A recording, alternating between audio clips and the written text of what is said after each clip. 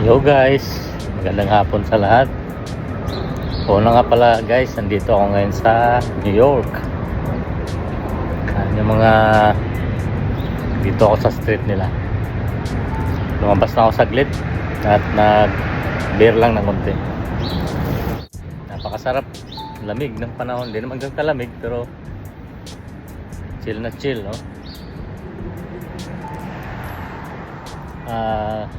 Guys, meron lang ako i-share. Dati, nung umpisang magbarko, napakasarap sa pakiramdam na ganun. Makakarating tayo sa ibang bansa. Tulad nga, nandito ako sa New York. Pero siyempre hindi na ako na-excite kasi madalas na nakakarating tayo sa iba't ibang lugar.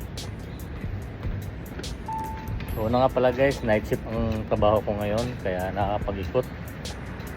Galing na ako dun sa tumambay lang. Meron na akong i-suggest para dun sa mga ibang mga seaman or mga OFW na gustong masinso ang buhay. Ano lang tayo, real talk. Kaya nga tayo nag-abroad para umasinso, di ba? Ganon. Nabigyan ng magandang buhay yung ating mga mahal sa buhay. At aside from that, makapag-ipon tayo at makapagpundar, gumanda ang buhay. Cheers muna.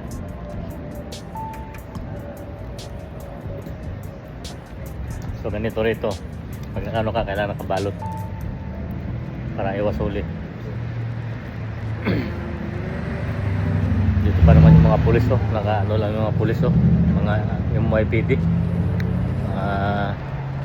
NYPD, New York Police Department. Yan, naka-ano lang.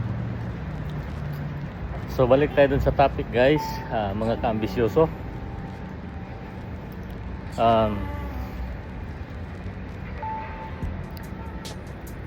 Nagtatrabaho tayo, may kita, dollars ang kinikita. So mas madaling makapag-ipon at makapagpundar. So ang technique dyan, para tayo makapag-ipon, makapagpundar, iwasan natin yung pagsusugal. Yun.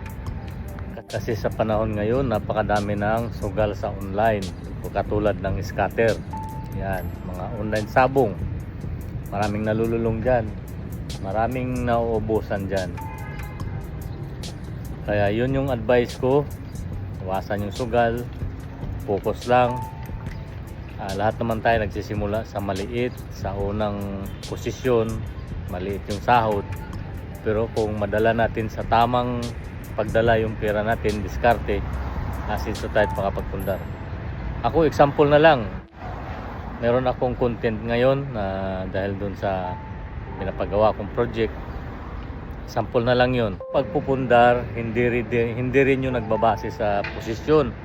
Dahil ikaw ay supervisor, dahil ikaw ay managers, ibig sabihin okay ka na. Hindi. Ang pag-ipon, pagpupundar, nasa sariling diskarte. Maliit man ang posisyon mo, maliit man ang sahod mo, basta alam mo laruin yung pera na kinikita mo, sure yun, makakapagpundar ka. Focus lang, focus. Pag merong sa mga kapwa kong nag-abroad, pag merong mga nag-lockdown sa inyo, gawin nyo silang i-motivate yung sarili nyo. Dahil ginawa ko rin yun nung time na mga time na down ako, i-motivate yung sarili ko at nagpundar ako. At at the end, in the bottom line, tayo yung magwawagi.